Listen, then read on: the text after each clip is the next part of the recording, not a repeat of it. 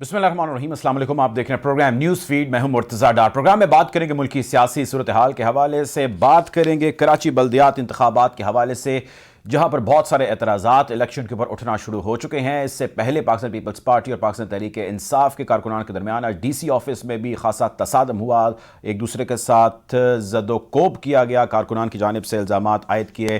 PTI ने कहा कि पाकिस्तान पीपल्स पार्टी वालों ने हमला किया, जबकि पीपल्स पार्टी का कहना है कि पाकिस्तान तहरीक इंसाफ वालों ने हमला किया। जमात इस्लामी भी सरापा एहतजाज है और जमात इस्लामी का कहना यह कि हमारे साथ धांधली हुई है इलेक्शंस में। अगर PTI पाकिस्तान पीपल्स पार्टी ने हमारे मैंडेट का एहतराम ना किया तो सड़कों पर आएंगे, एहतजाज करेंगे। KP के असम्बली तहलील हो चुकी है, 3 दिन का वक्त दिया जा चुका है, इसके अंदर नाम फाइनल करने होंगे। पंजाब में नाम सामने आ चुके हैं लेकिन अभी तक इत्तफाक नहीं हो सका। नवाज शरीफ की एक हफ्ते में मरीम नवाज साहिबा की वापसी और नवाज शरीफ की एक माह में वापसी की खबरें भी दोबारा गर्दिश करी। गवर्नर पंजाब साहब इसके हवाले से इतला कर चुके हैं। लेकिन एक और अहम खबर यह है कि वर्ल्ड बैंक ने आज ही की तारीख के अंदर 1 अरब 10 करोड़ डॉलर की मंजूरी एक साल के लिए, मजीद एक फिस्कल ईयर के लिए मौखर कर दी है। इसके क्या असरात होंगे, क्या समरात होंगे, इस हवाले से भी आज बातचीत करेंगे। प्रोग्राम में मुझे ज्वाइन कर रही है मुसर्रत जमशेद चीमा साहिबा, पाकिस्तान तहरीक इंसाफ की सीनियर रहनुमा है, पंजाब प्रोविंस को रिप्रेजेंट कर रही हैं। Welcome to the show Musarrat साहिबा। सबसे पहले तो मैं चाहता हूँ पंजाब की सूरत हाल के हवाले से अपने नाज़रीन को आगाह करें। ये बताइए, जो नाम अपोजिशन ने दिए और जो नाम आपने दिए, अपोजिशन के नामों के हवाले से और ओवरऑल इत्तफाक राय के हवाले से क्या डेवलपमेंट्स हैं, क्या ओपिनियन है पाकिस्तान तहरीक इंसाफ का? बिस्मिल्लाहिर्रहमानिर्रहीम। बहुत शुक्रिया मुर्तज़ा। देखें, सबसे इम्पोर्टेंट चीज़ ये है कि हमने जो नामों की जो चॉइस की थी, I was part of that meeting, कि ऐसे नाम हों जो सबके लिए काबिल कबूल हों। आई मीन जो हमारी अपोजिशन की जमातें हैं, स्पेशली बड़ी जमात यहाँ PMLN है, और जो भी सुने वो इन नामों को क्वेश्चन ना कर सके कि हमने कोई अपने फेवरेट्स दे दिए हैं।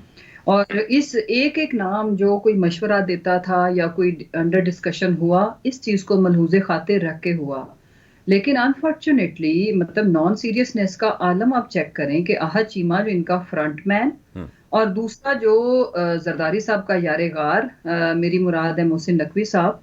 और ये इनकी नॉन सीरियसनेस का आलम ये है कि किसी का दोस्त होना कोई बुराई नहीं है, किसी के साथ अटैचमेंट होना कोई बुराई नहीं है, लेकिन आपने इंटरम सेटअप के लिए अपनी जातियात का नहीं सोचना। आपने ऐसे नाम देने होते हैं जो काबिल कबूल हों। जैसा कि एक नाम जिसके ऊपर PML अंसारी ने कहा कि ठीक है जी, खोसा साहब का नाम ऐसा है, लेकिन वो अनफॉर्चुनेटली खोसा साहब खुद चुके इनकारी थे। बट अदरवाइज हमने बाकी भी जो 2 नाम दिए, हमारी चॉइस ऑफ नेम के ऊपर पहली प्रेफरेंस ये थी कि जिसके ऊपर इनको एतराज ना हो, जो बायस ना हो, जो ऐसा ना लगे कि प्रो PTI हैं, निस्बतन बेहतर लोग जो कि बैलेंस्ड और न्यूट्रल रह के वो अपना ये जो एक आर्जी टाइम होगा उसको आइन और कानून के दायरे के अंदर रहते हुए अपनी जिम्मेदारी अदा करें। लेकिन इनफैक्ट ये तो अपनी जात के फायदे के आगे इनको नजर ही कुछ नहीं आता, इनसे फैसला होता ही नहीं है। ये एक छोटी सी एग्जांपल है, एक छोटा सा टेस्ट केस है जिसमें ये आप इनका आलम चेक करें।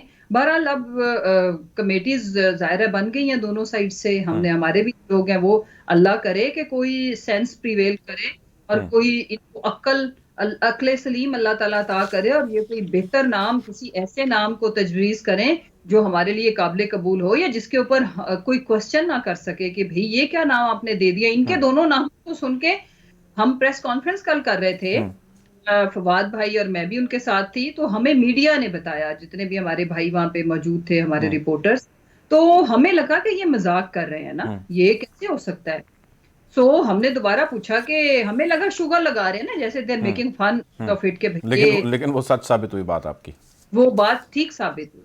ठीक है। अच्छा मुसर साहब, ये फरमाइएगा कि अब ज़ाहिर नाम है और उन नामों के हवाले से एतराज़ात जो हैं वो कंसेंस तो आपने बता दिए, बाकी भी आपकी लीडरशिप इस हवाले से जिक्र कर रही है और हम उम्मीद करते हैं जल्द कंसेंसस हो जाएगा।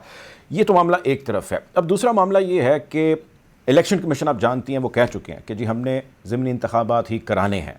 सो इवेंचुअली ये सारी एक्सरसाइज का मकसद आपने जो कहा, जो किया, वो असम्बली की डिसोल्यूशन और उसके बाद जनरल इलेक्शन की जानिब यानी अर्ली इलेक्शन की जानिब जल्दी बढ़ना है।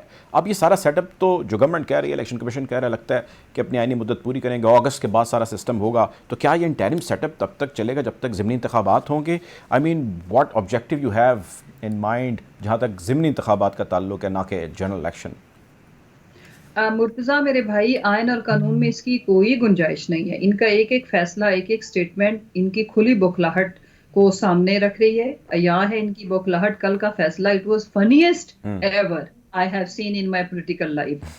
اور دوسری جو سب سے انٹرسٹنگ چیز ہے، میری مراد ہے جنہوں نے ہمارے 35 لوگوں کو ایم این ایز کو ڈی نوٹیفائی جی کیا. جی مطلب یہ کر کے آپ کیا دکھا رہے ہیں؟ کیا مطلب کہ ہم تو آپ سے اپیلیں بھی کرتے رہے، اور راجہ پرویز اشرف صاحب کی مجھے وہ press conference as a speaker یاد ہے جس میں آئین اور قانون کے مطلب فل سٹاپ کاماز بتا رہے تھے کہ ان کا ہینڈ ریٹن ریزگنیشن کا ہونا اور ون آن ون میرے سے اکیلے تنہائی میں پیش ہو کے بتانا کہ وہ کتنا شدت سے چاہتے ہیں ریزائن کرنا، تب تک مجھے ان کی اپنی نیت پہ بھی شک ہے کہ یہ دینا چاہتے ہیں یہ نہیں.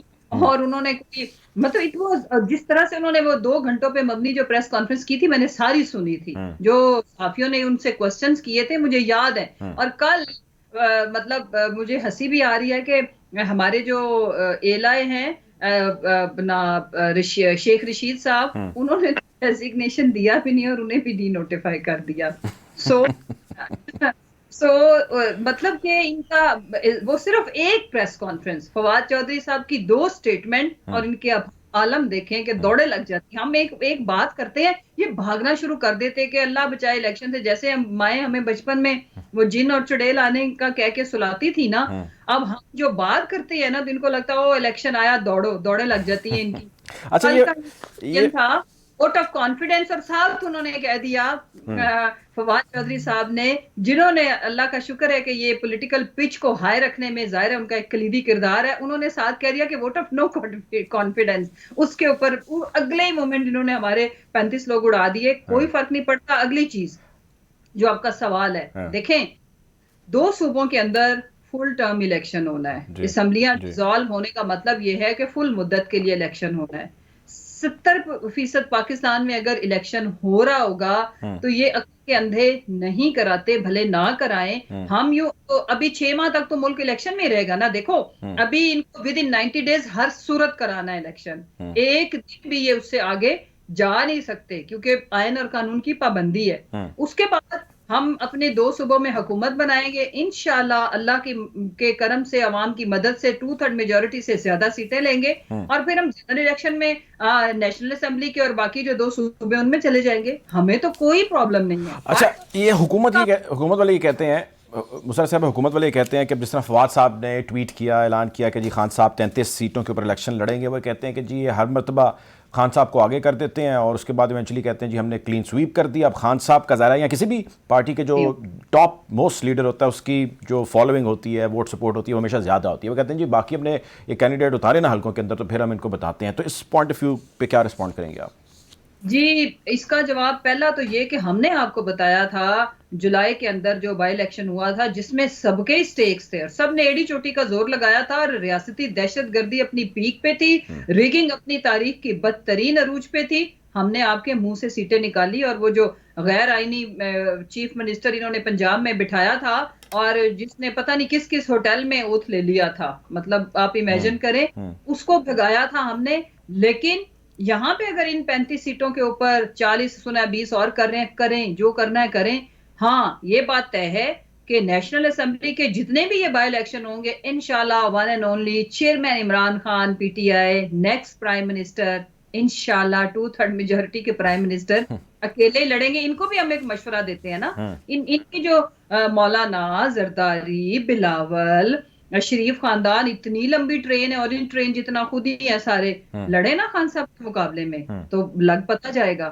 باہر والا میاں بھی بلا لیں، ان کی چھوٹی سرجری والی بیٹی بھی بلا لیں. اچھا میں یہی جاننا چاہ رہا تھا آپ سے، آپ اس ملاقات کے اندر بھی موجود تھیں، جو وہ لیول پلینگ فیلڈ چاہتے ہیں نواز شریف صاحب، جب ان کو لیول پلینگ فیلڈ مل جاتی ہے تو وہ آ کے کھیل جو ہے وہ شروع کرنا چاہتے ہیں.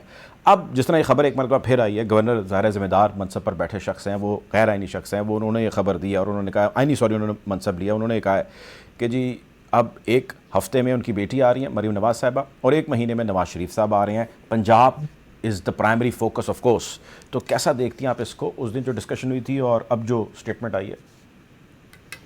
سب سے پہلے تو میں آف کورس میں خوش آئند دیکھتی ہوں، آئے ہمیں مزہ آئے گا نا، ہمیں اچھا لگے گا سب کو شکست دینا، ورنہ ان کے پاس ایک یہ ہمیشہ اگلے 5 سال ہمارے کان پک جائیں گے کہ میاں آندا تے پتہ لگ جاندا تے میاں آ جاندا تے یہ ہو جاندا۔ ہم یہ چاہتے ہیں کہ میاں بھی آئے، میاں کی بیٹی بھی تشریف لائے اور آ کے کیمپین کریں۔ کیا عوام ہی صرف رہ گئی ہوئی ہے، صرف پرائم منسٹر بننے کے لیے ملک میں واپس آتے ہیں، یا وہ مہارانی صاحبہ نے صرف جب وزیر اعظم یا سی ایم کی منصب پہ بیٹھنا ہے تو آتے آئیں، لیڈ کریں، کارکنوں کے اندر جائیں، لوگوں کو فیس کریں جو میاں پاکستان صاحب کا تو میرا خیال ہے قانون کے مطابق جیل میں جائیں گے، بیٹی شاید ان کی کیمپین لیڈ کریں گے، میرے تو علم میں یہی ہے۔ دیکھیں جو بھی ہے نا، یہ تو ویسے بھی تو انہوں نے اپنے لیے جو NRO2 زبردست قسم کا جو لیا ہے، پھر ٹھیکے پہ ملک لیا ہے، تو اس ٹھیکے کا جو پروفٹ ہے وہ آ کے عوام سے وصول کرے نا۔ جب یہ کیمپین کے لیے جائیں گی، جن کا نام کراؤڈ پولر ہے، میں دیکھوں گی کہ لوگ ان کے ساتھ ان کا ویلکم کس طرح سے کرتے ہیں، اور ہم یہ دیکھنا چاہتے ہیں، عوام دیکھنا چاہتی ہے کہ یہ ایک دفعہ ان کا ٹاکرا ہو،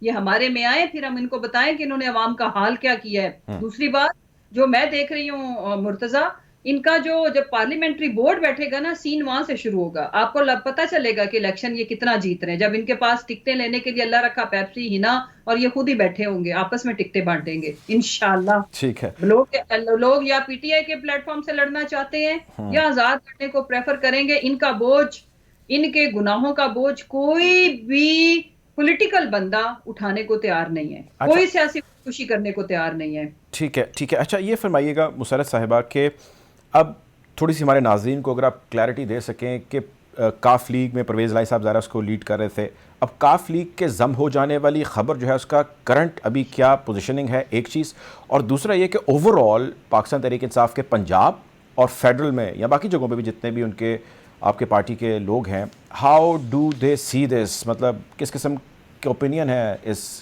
کلیبریشن کے حوالے سے، ضم ہو جانے کے حوالے سے بلکہ یہ مناسب ورڈ ہوگا؟ انفیکٹ بہت اچھا رسپانس ہے۔ وجہ یہ ہے کہ عوام نے، ہمارے ووٹر سپورٹر نے، ہمارے کارکنان نے، لیڈرشپ نے اس کو قدر کی نگاہ سے اس لیے دیکھا ہے کہ ابھی ایک ٹیسٹ تھا ریسنٹ پاسٹ میں جس سے ہم گزرے، تو اس میں دیکھیں جو ان کی ہمارے ساتھ کمٹمنٹ تھی، انہوں نے ایز اٹ از بلکہ اس سے بھی بہتر ہمارے ساتھ کوآپریٹ کیا اور خان صاحب کا اعتماد جیتا۔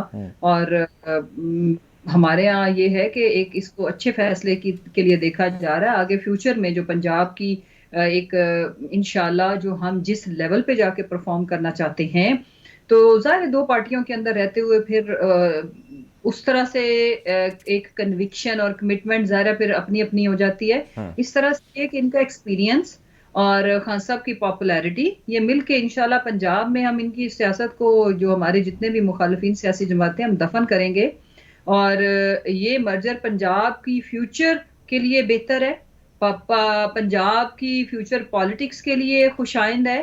اور دوسری جہاں تک رہ گئی بات کہ جو چھ مگوئیاں تھی نا، بڑی انٹرسٹنگ تھی۔ ہمیں تو چونکہ بیک اینڈ پتا تھا کہ کانفیڈنس لیول کیا ہے، اسی لیے ہم بارہا کہتے تھے کہ یہ احمق ہیں، یہ بے وقوف ہیں جو سوچتے ہیں جی یہ لڑائی ہو جائے گی آخری مومنٹ تک۔ آپ کو پتا ہے جس دن ووٹ آف کانفیڈنس تھا، کچھ لوگ اس آس پہ بیٹھے تھے کہ چودھری صاحب ووٹ آف کانفیڈنس نہیں لینے دیں گے، ایک خواہش تھی۔ دوسری خیالی پلاؤ یہ بنا ہوا تھا جب لے لیا ہم نے، آپ امیجن کریں ان لوگوں کی عقل کا علاج کرانا چاہیے اور واقعی ان کے میڈیکل ٹیسٹ ہونے چاہیے کہ اس کے بعد اسمبلیاں توڑنے کے اوپر ان کی خواہشیں کیا تھی، منصوبے کیا تھے، یہ ہمارے اوپر ہی سارا کچھ لگا کے بیٹھے ہوئے تھے کہ یہ آپس میں لڑ پڑیں گے۔ خان صاحب کہیں گے اسمبلیاں ڈیزالو کرو، چودھری صاحب کہیں گے میں نے نہیں کرنی، اور جو ہوا آپ نے دیکھا۔ اس کے بعد یہ بیچارے وہی لڈو کھا لیتے ہیں پہلے اور پھر اس کے بعد رونا شروع کر دیتے ہیں۔ رونے دھونے کا جو عالم آپ نے دیکھا۔ امپورٹنٹ چیز یہ ہے کہ پنجاب کے اندر اس وقت عوام جس بدحالی کا سامنا ہے، بزنس کمیونٹی ڈسٹرب ہے بلکہ برباد ہے، ٹیکسٹائل برباد ہے۔ میں اسی حوالے سے بھی آپ سے اگلی بات کرنا چاہ رہا تھا کہ ہم سیالکوٹ جو ہماری جتنی انڈسٹری ہے اس کی بات کریں، فیصل آباد کی بات کریں، پنجاب کی میں بات کر رہا ہوں، جہاں جہاں کی بھی ہم بات کریں، وہاں سے جتنے بھی ہمارے تک بھی لوگ رابطہ کر رہے ہیں، مطلب ان کے کنسرن اور ان کا اپسیٹ ہو جانا یقینی طور پہ ہر گزرتے لمحے کے ساتھ بڑھ رہا ہے۔ پنجاب یا کوئی بھی پروونس آفٹر 18ویں ترمیم بہت ساری چیزیں جس میں وہ خود مختار ہے۔ یہ فرمائیں کہ اب تو ظاہر اسمبلی ڈیزالو ہو چکی ہے، but whatever the tenure you guys had, اس میں وہ ریلیف آپ دے پائے جو ریلیف دیا جانا چاہیے تھا یا جو ایکسپیکٹڈ تھا لوگوں کو؟ جی مرتضیٰ، میں یہ کہتی ہوں کہ جب آپ نے ایک سرٹن ٹائم پیریڈ کے لیے پرفارم کیا ہو تو جو ریکارڈ ہے یا جو تاریخ ہے یا جو فیکٹس اینڈ فگرز ہیں اس سے اور کمپیریزن سے پتہ چلتا ہے کہ پرفارمنس کیا تھی.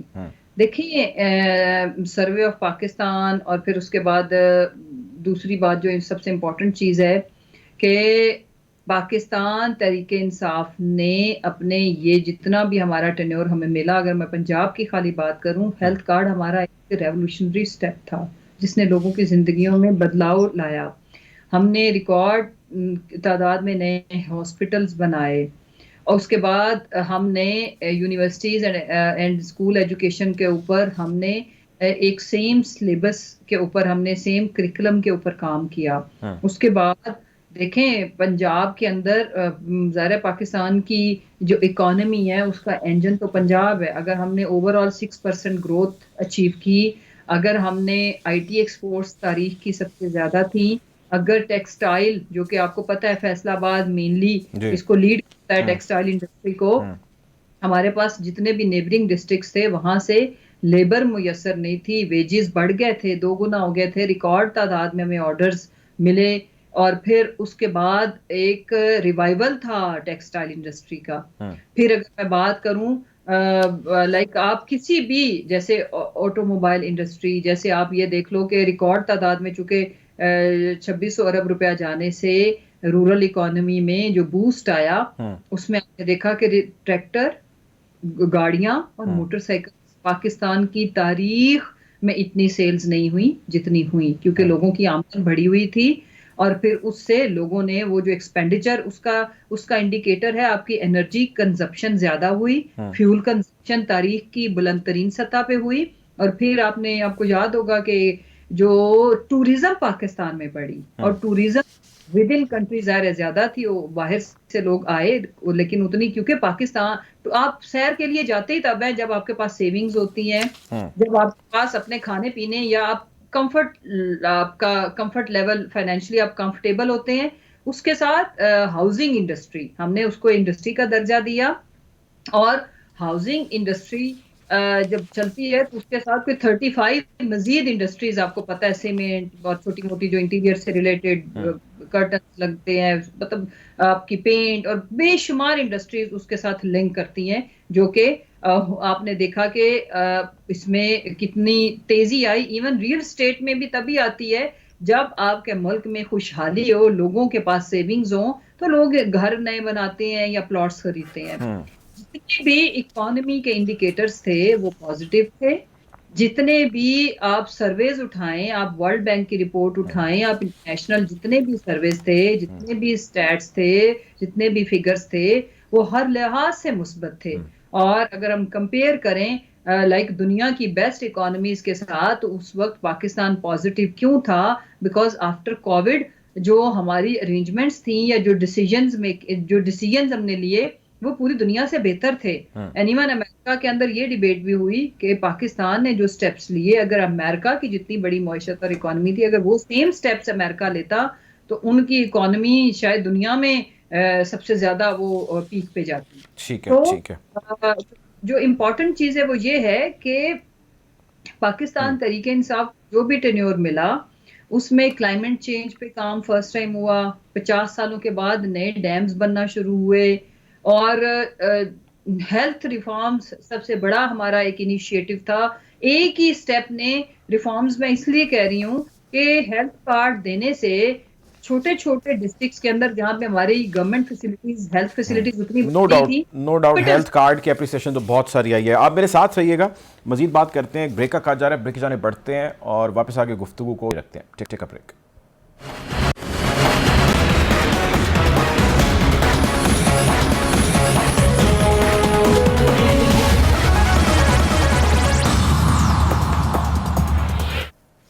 Welcome back after the break. Programme میں ہم بات کریں ملک کی سیاسی اور معیشت کی صورتحال کے حوالے سے. پروگرام میں میرے ساتھ موجود ہیں مسرت جمشید چیمہ صاحبہ، تحریک انصاف کی سینئر رہنما ہیں، اور ساتھ مجھے پروگرام میں جوائن کریں ڈاکٹر فروخ سلیم صاحب، ایکسپرٹ ہیں اقتصادی معاملات کے. Welcome to the show doctor صاحب. ڈاکٹر صاحب ایک خبر آج جو ہمارے سامنے آئی ورلڈ بینک کے حوالے سے تھی، 1.10 ارب ڈالر کی جو پاکستان کو قسط ملنی تھی اس کو ڈیفر کر دیا اگلے فسکل ایئر تک، اور اس حوالے سے بہت سارا جو ہے وہ رسپانس بھی آ رہا ہے مختلف جماعتوں کی جانب سے, انالسٹ کی جانب سے, ایکسپرٹس کی جانب سے. آپ اس کو کیسا دیکھتے ہیں پاکستان کے لیے, اور آپ کے خیال سے کیا وجہ ہو سکتی ہے اس کی؟ دیکھیے, ایک تو بڑا واضح جو ہے پیغام پاکستان کی طرف آ رہا ہے, بلکہ دنیا کو بھیجا جا رہا ہے کہ جو عالمی مالیاتی ادارے ہیں ان کا بے تحاشا انحصار ہے آئی ایم ایف کے اوپر. اور اس کی وجہ شاید یہ ہے کہ آئی ایم ایف ایک واحد مالیاتی ادارہ ہے جس کے پاس ہم کہتے ہیں آرٹیکل 4 کنسلٹیشنز کہلاتا ہے, یعنی کہ جتنے بھی اس کے ممبر ممالک ہیں ان کی جو معاشی کارکردگی ہے, ان کے اشاریوں کا جو مانیٹرنگ کا میکنزم وہ صرف آئی ایم ایف کے پاس. باقی عالمی مالیاتی ادارے جو ہیں وہ آئی ایم ایف کی طرف دیکھتے ہیں کہ وہ ان کا جو مانیٹرنگ میکنزم ہے وہ کیا کہہ رہا ہے. تو ایک تو پیغام یہ آ رہا ہے کہ جی چاہے وہ ورلڈ بینک ہو, چاہے وہ ایشین ڈیولپمنٹ بینک ہو, چاہے وہ ایشین انفراسٹرکچر فنڈ ہو, وہ سب آئی ایم ایف کی طرف دیکھتے ہیں کہ جی آپ کس سمت میں اس معیشت کو لے جا رہے ہیں, یا آپ کے پاس پالیسی ایڈوائس. اس سے آگے تھوڑا بڑھ گئے اگر مرتضیٰ صاحب, اب تو یہ محسوس ہو رہا ہے کہ جو دوست ممالک جن کو ہم اپنا کہتے ہیں وہ بھی انحصار کرنے لگے ہیں آئی ایم ایف کے اوپر. چاہے وہ سعودی عربیہ ہو, چاہے وہ چین ہو, چاہے وہ قطر ہو یا یو اے ای ہو, وہ بھی دیکھتے ہیں آئی ایم ایف کی طرف کہ آئی ایم ایف کس سمت میں جا رہا ہے.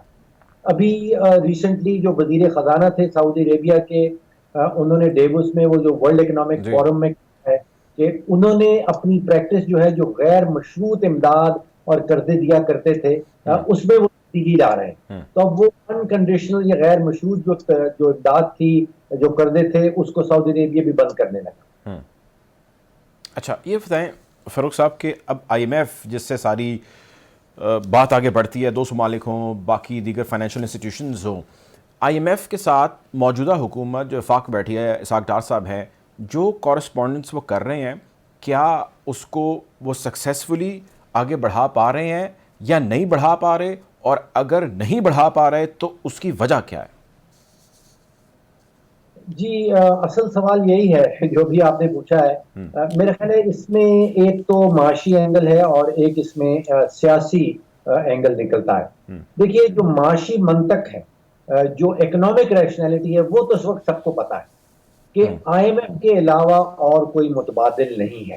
آئی ایم ایف کے پاس ہمیں جانا ہی ہے, آج جائیں, کل جائیں یا اس کے بعد جائیں, جتنی دیر لگائیں گے اتنا ملک کا جو ہے وہ نقصان ہوگا. آئی ایم ایف کے جانے کی جو شرائط ہیں وہ بھی بڑی واضح ہیں.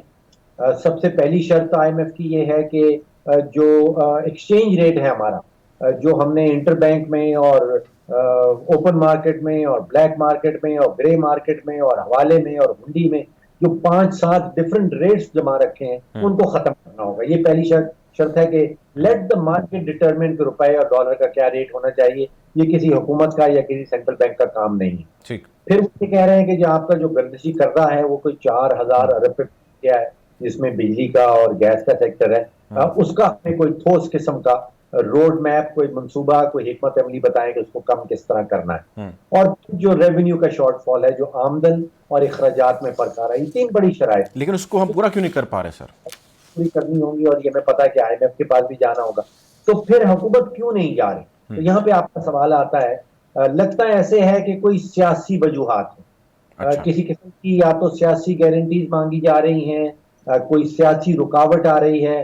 یہ حکومت وقت کو پتا ہے کہ اگر آئی ایم ایف کی شرائط کے اوپر عمل درآمد ہوگا تو ایک نیا طوفان آئے گا مہنگائی کے حوالے سے. یعنی آئی ایم ایف جو ہے وہ ریڈی ہے ٹو گیو دا منی, موجودہ حکومت آئی ایم ایف سے پیسے لینا نہیں چاہتی فار دیئر پولیٹیکل مائلیج اور ایڈوانٹیجز, یہ کہہ رہے ہیں آپ؟ جی, میں اس کو اس طرح لگاؤں گا کہ اگر آئی ایم ایف کی شرائط کے اوپر حکومت وقت عمل درآمد کرتی ہے تو بہت بڑا پولیٹیکل لاس دیکھ رہی ہے جو حکمران جماعت, کہ ان کے ووٹ بہت ٹوٹ جائیں گے. اگر یہ الیکشن کا سیزن ہے اور الیکشن آنے والا ہے اور الیکشن سر پہ ہے, تو پھر ایک سیاسی جماعت جو ہے وہ اپنا پولیٹیکل کیپٹل جو ہے, جو اس کے سیاسی اثاثہ جات ہیں, ان کو اتنا بڑا نقصان نہیں پہنچانا. لیکن فاروق صاحب, انہی سیاسی جماعتوں نے, اور بلکہ جتنے بھی ہیں ان سارے اتحاد میں لوگ اور ان کے لیڈران, انہوں نے before coming to power and taking whatever they have taken now, انہوں نے کمٹ کیا تھا, پرومس کیا تھا کہ ہم IMF والا مسئلہ بھی سارٹ آؤٹ کریں گے, ڈالر کی بھی ہم نے 200 سے نیچے کی آواز سنی, پاکستان کو مشکلات سے نکالیں گے, ڈاکٹرائن کی بھی باتیں سنی. آئی مین اسٹیٹسٹکلی تو وہ 0/0 ہی پھر میں کہوں گا, یا آپ اسے ڈفر کریں گے؟ دیکھیے شروعات میں اپریل میں جب نئی حکومت آئی ہے تو واقعی میں معیشت آپ سمجھیے کہ PTI کی حکومت 44 مہینے کے بعد ایک گہری کھائی میں پاکستان کی معیشت کو چھوڑ کے جا رہی, اور پھر جو وعدے کیے گئے آپ نے بالکل درست کہا, سب قسم کے وعدے کیے گئے, لیکن نتیجہ یہ نکلا کہ معیشت کھائی میں تھی جب PTI چھوڑ کے جا رہی تھی, اور PTM کی حکومت نے مزید کھدائی کی, اس کھائی مزید گہرا کیا ہے. اچھا ٹھیک ہے, میرے ساتھ رہے گا مسرت صاحبہ. ایک سوال آپ کی طرف, اور یہ سوال پاکستان تحریک انصاف کے اکثر لوگوں سے بہت جگہوں پہ کیا جاتا ہے, اور وہ یہی ہے کہ گڑھے کھود دیے, بارودی سرنگیں اقتصادی جو ہے وہ بچھا دیں, IMF کے ساتھ ڈیل توڑ دی, 200 کے قریب جو ہے وہ بیرل کی قیمت پہنچی ہوئی تھی, اور یہاں پہ اس کے حساب سے جو پیٹرول کی قیمت دی جا رہی تھی وہ بہت کم تھی, اور اب سب کچھ جو ہے وہ تتر بتر ہو گیا. کیسے رسپونڈ کریں گی آپ لوگوں کا جو IMF والا معاملہ تھا اس کو لے کے؟